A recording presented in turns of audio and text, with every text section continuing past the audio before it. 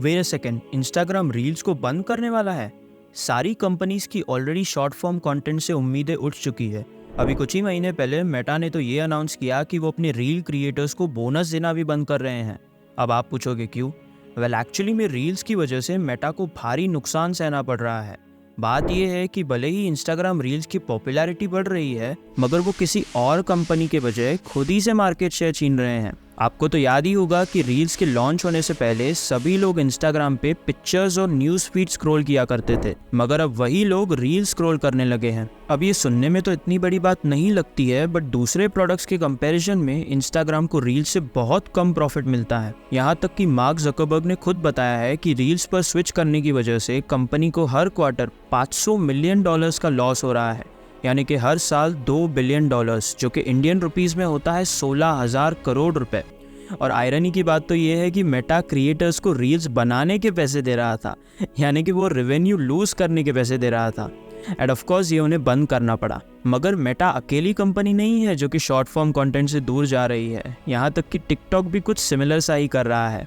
अगर आप ऐसे लोगों में से एक हो जो कि अभी भी जुगाड़ लगा के इंडिया में टिकटॉक चलाते हैं, तो आपको पता ही होगा कि टिकटॉक धीरे धीरे करके अपनी मैक्सिमम वीडियो लेंथ को बढ़ा रहा है। उन्होंने 15 सेकेंड से शुरू किया, फिर वो 1 मिनट पर गए, फिर 3 मिनट पर, और अब तो आप टिकटॉक में 10 मिनट की भी वीडियो अपलोड कर सकते हो। यहाँ तक कि टिकटॉक ने तो एंड्रॉयड डिवाइसेस पर लैंडस्केप मोड की भी टेस्टिंग शुरू कर दी है। तो टिकटॉक बेसिकली एक ऐसा यूट्यूब बनने की कोशिश कर रहा है जिस पर लोग सर्च नहीं करते हैं। बट देखा जाए तो यूट्यूब पर भी लोग ज़्यादातर होम पेज के रेकमेंडेड वीडियोस को ही तो देखते हैं। बट एक्चुअली में हुआ क्या? सारी कंपनी शॉर्ट्स से दूर क्यों भाग रही है? बोला तो ये जा रहा था कि लोगों के अटेंशन स्पैन्स कम हो रहे हैं और शॉर्ट्स एक नया तरीका है उन्हें कांस्टेंट स्टिमुलेशन देने का। वेल, इट टर्न्स आउट कि आंसर है नहीं। भले ही कुछ टाइम के लिए ये कंपनीज के लिए ऑडियंस कलेक्ट करने का अच्छा तरीका है, बट लॉन्ग टर्म में ये ऑडियंसेस एंड कंपनीज के लिए कोई खास मॉडल नहीं है। यूट्यूब और इंस्टाग्राम को तो पता चलने लगा है कि उन्होंने एक गिमिक के पीछे बहुत पैसे इन्वेस्ट कर लिए हैं। एंड टिकटॉक तो काफ़ी ट्राई कर रहा है कि वो अगला वाइन ना बन जाए। बाय द वे, आप में से किसी को वाइन प्लेटफॉर्म याद है तो कमेंट्स में ज़रूर बताना। एंड वीडियो एंड तक ज़रूर देखना, जिससे मुझे ये पता चले कि आपका अटेंशन स्पैन कितना लंबा है। सारे ही बड़े क्रिएटर ड्रिवन प्लेटफॉर्म्स को बहुत सारे क्रिएटर्स की ज़रूरत होती है, और इसीलिए यूट्यूब और स्पॉटिफाई जैसे प्लेटफॉर्म्स ने तो एक्सक्लूसिविटी डील्स ऐसे देना शुरू कर दी है जैसे कोई IPL का ऑक्शन हो। तो ऑफकोर्स इनके पास अगर क्रिएटर्स की शॉर्टेज होगी तो एक बड़ी प्रॉब्लम की बात हो जाएगी। एंड शॉर्ट फॉर्म कंटेंट में यही हो रहा है। मेरे कहने का मतलब ये नहीं है कि इन प्लेटफॉर्म्स के पास क्रिएटर्स की कमी है, बल्कि ये है कि इन प्लेटफॉर्म्स के पास लॉयल क्रिएटर्स की कमी है। बात यह है कि 10 में से 9 बार लोग इसलिए शॉर्ट फॉर्म कंटेंट नहीं पोस्ट करते हैं क्योंकि वो उनका ड्रीम है, बल्कि इसलिए पोस्ट करते हैं क्योंकि उन्हें एक अपॉर्चुनिटी दिखती है, जिसे कि आप एक गोल्ड रश की तरह देख सकते हो। अब मोस्ट ऑफ द टाइम्स उन्हें सक्सेस तो नहीं मिलती, और जब मिलती है तब वो उन पैसों को वीडियोस के अंदर री इन्वेस्ट करने से घबराते हैं, क्योंकि उनके लिए वो एक काफ़ी रिस्की मूव है। उसकी जगह उन्हें एक स्टेबल बिजनेस चाहिए होता है, यानी कि दूसरे शब्दों में बोले तो उन्हें लॉन्ग फॉर्म कंटेंट पर स्विच करना है। इन क्रिएटर्स के ऐसे एटीट्यूड का एक बड़ा हकदार है इन प्लेटफॉर्म्स का एल्गोरिदम, क्योंकि इन प्लेटफॉर्म्स पर ये बिल्कुल भी मैटर नहीं करता है कि आपके फॉलोअर्स कितने हैं। ये इसीलिए एक गोल्ड रश माना जाता है। लेट्स से आप आज से इन प्लेटफॉर्म्स पर पोस्ट करना शुरू कर दो, तो आपके और एक 10 मिलियन फॉलोअर्स वाले इंसान के वायरल होने के चांसेस एकदम सेम है। वेल एक्चुअली में नहीं, क्योंकि अगर किसी के इतने फॉलोअर्स है तो उनको वीडियोस वायरल करना तो अच्छे से आता होगा। बट मेरा पॉइंट ये है कि मेन फैक्टर है कि आपका कंटेंट कैसा है, ना कि आपके फॉलोअर्स कितने हैं, जो कि न्यू क्रिएटर्स के लिए तो बहुत अच्छी बात है, बट लॉन्ग टर्म के लिए एकदम बेकार। इस चीज़ की वजह से क्रिएटर्स को फोर्स किया जाता है कि वो हमेशा वायरल और ट्रेंडिंग कंटेंट बनाए, ना कि कुछ इम्पैक्टफुल और मीनिंगफुल। इसीलिए आप देखते हो कि काफ़ी टिकटॉक स्टार्स बहुत जल्दी फेमस हो जाते हैं और उतनी ही जल्दी लोग उन्हें भूल भी जाते हैं। रिसेंटली मैं एयररैक नाम के एक यूट्यूबर का वीडियो देख रहा था, जिसमें उसने एक चैलेंज के लिए 25 टिकटॉकर्स को अपने घर में बंद कर लिया था, और इनमें से कई टिकटॉकर्स के तो मिलियंस में फॉलोअर्स थे। तो मुझे नहीं पता कि ये अकेले सिर्फ मेरे साथ ही हुआ या नहीं, बट मैं तो इनमें से एक भी टिकटॉकर को नहीं पहचान पा रहा था। बट एनीवेज, जिन क्रिएटर्स को शॉर्ट फॉर्म कंटेंट बनाना पसंद है वो भी लॉन्ग फॉर्म पर स्विच कर रहे हैं, क्योंकि ये सिंपली उनके बिजनेस के लिए बेटर है। 90% शॉर्ट फॉर्म क्रिएटर्स तो इस कैटेगरी में आते हैं, और बाकी के 10% ऑलरेडी लॉन्ग फॉर्म क्रिएटर्स हैं जो कि अपनी बड़ी वीडियोस को शॉर्ट्स में कन्वर्ट करके अपलोड करते हैं। उनकी मेंटालिटी ये है कि अगर ये काम कर गया तो सही है, और अगर नहीं किया तो भी चलेगा। इससे पता चलता है कि जो भी टिकटॉक, इंस्टाग्राम रील्स या यूट्यूब शॉर्ट्स के क्रिएटर्स हैं, ऐसा नहीं है कि वो सिर्फ उसी एक प्लेटफॉर्म के साथ लॉयल हैं।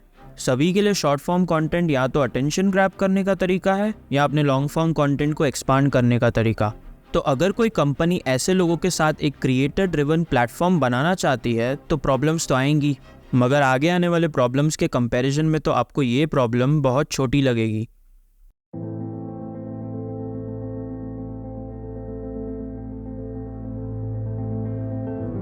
इन प्लेटफॉर्म्स को क्रिएटर्स के अलावा एडवर्टाइजर्स से भी काफ़ी प्रॉब्लम फेस करनी पड़ती है। असल में किसी भी एडवर्टाइज़र को शॉर्ट फॉर्म कंटेंट पर एडवर्टाइज करने का मन नहीं है, बट इसका मतलब ये नहीं है कि शॉर्ट फॉर्म एड्स काम नहीं करती है।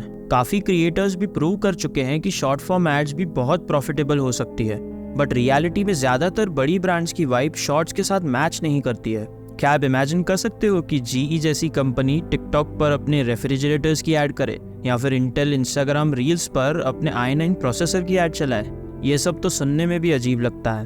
अब कुछ लेगेसी कंपनीज जैसे कि कोको कोला ये सक्सेसफुली कर चुकी है, बट अगर वो इफेक्टिव एड्स बना पा रही है तो इसका मतलब ये नहीं है कि उन्हें इन प्लेटफॉर्म्स पर एडवर्टाइज करने में कोई इंटरेस्ट है। रियलिटी ये है कि बहुत केसेस में ये कंपनीज अपने आप को शॉर्ट फॉर्म कंटेंट के साथ एसोसिएट नहीं करना चाहती है, क्योंकि उन्हें ये एक बड़ा रिस्क लगता है। आई एम श्योर आप लोगों को तो पता है कि कंपनीज को ऐसे टाइप के कंटेंट के साथ यूट्यूब पर एसोसिएट नहीं होना है। वेल, न्यूज़ फ्लैश, पूरा टिकटॉक ऐसे ही कंटेंट के साथ भरा पड़ा है।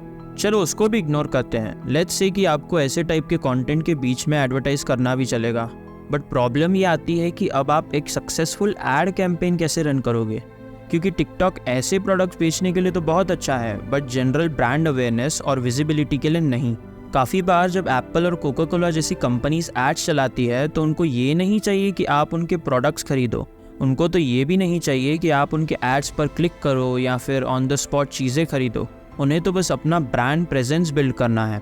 अब ये यूट्यूब पे तो पॉसिबल है क्योंकि आपको एक ऐड 5 या 15 सेकंड तक ज़बरदस्ती दिखाई जाती है, बट टिकटॉक पर तो अगर कोई ऐड किसी पहले के 0.2 सेकंड्स में इंटरेस्टिंग नहीं लगी तो वो स्वाइप अप कर देंगे। इसका मतलब एडवर्टाइजर्स को फोर्स किया जाता है कि वो कोई गिमिकी हुक यूज़ करें, जो कि अगेन उनके ब्रांड इमेज के साथ फिट नहीं बैठता है। अगर आपको मुझ पर विश्वास नहीं हो रहा तो आप नंबर्स को ही देख लो।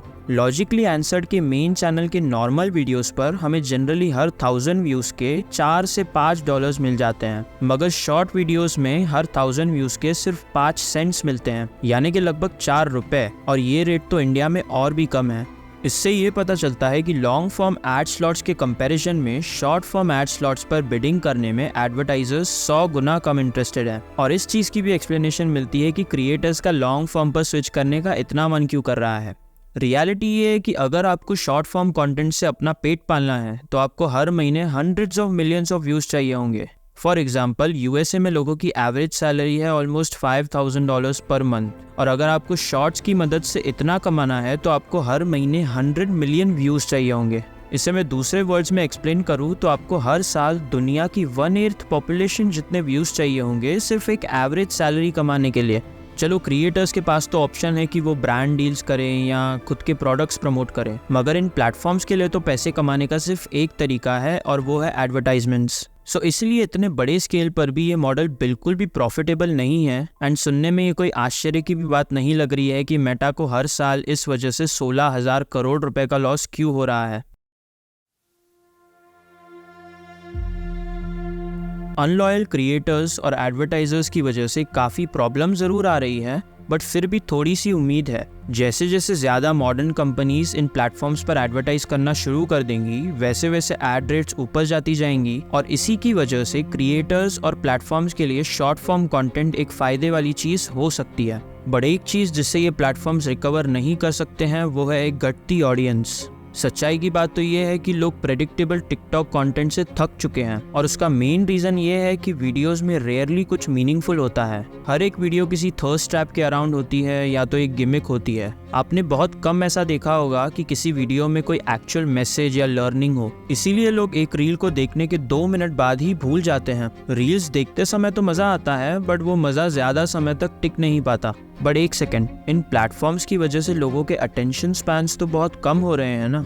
वेल, आई थिंक ये बहुत बड़ा चढ़ाकर बताया जाता है। टिकटॉक बेसिकली एक आइसक्रीम की तरह है। लोगों को आइसक्रीम खाना पसंद है और ये भी हो सकता है कि वो रोज़ आइसक्रीम खाते हों, बट इसका मतलब ये तो नहीं है ना कि वो पिज़्ज़ा या बर्गर या नॉर्मल खाना खाना छोड़ देंगे। इनफैक्ट अगर आपके पास ऑप्शन होता कि आप या तो सिर्फ आइसक्रीम खा सकते हो या सिर्फ पिज़्ज़ा, तो आई एम श्योर कि ऑलमोस्ट सारे लोग पिज़्ज़ा को ही चुनेंगे। अगर हम 2-3 साल पीछे जाएं तो सब लोग पेंडेमिक की वजह से अपने घरों में बंद थे, जिसकी वजह से लोग ज़्यादा स्नैकिंग कर रहे थे।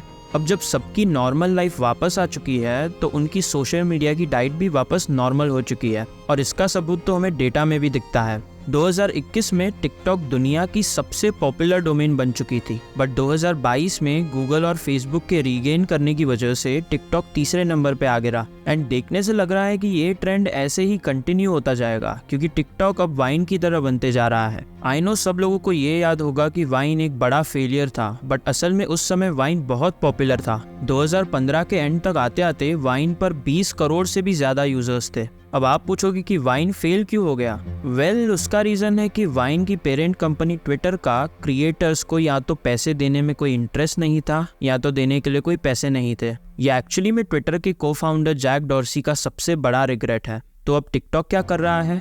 वेल, टिकटॉक भी क्रिएटर्स को या तो पैसे देने में इंटरेस्टेड नहीं है या तो उनके पास देने के लिए पैसे नहीं है। उन्हीं क्रिएटर्स को पैसे नहीं दे पा रहे हैं जिनकी वजह से उनका प्लेटफॉर्म बन पाया। तो क्योंकि ऑडियंसेस और क्रिएटर्स नेचुरली फिर से फेसबुक और यूट्यूब पर आने लगे हैं, इसकी वजह से इंस्टाग्राम जैसे प्लेटफॉर्म्स को अब शॉर्ट्स को प्रमोट करने की ज़रूरत ही नहीं लगती। इन दी एंड ये बिल्कुल भी सरप्राइजिंग नहीं है कि कंपनी शॉर्ट फॉर्म कंटेंट से दूर क्यों भाग रही है। असल में क्रिएटर्स बस इसे एक स्प्रिंग बोर्ड की तरह यूज़ कर रहे हैं। एडवर्टाइजर्स को इन्वॉल्व होने में कोई इंटरेस्ट नहीं है और ऑडियंसेस तो बिल्कुल भी लॉन्ग फॉर्म कंटेंट को डिच नहीं करने वाली है। अब ऐसा नहीं है कि टिकटॉक वाइन की तरह बंद हो जाएगा, बट ये बात क्लियर है कि शॉर्ट फॉर्म कंटेंट बस लॉन्ग फॉर्म के ऊपर एक एडिशन है और ना कि उसका रिप्लेसमेंट, जैसा हमें मीडिया में बताया जाता है।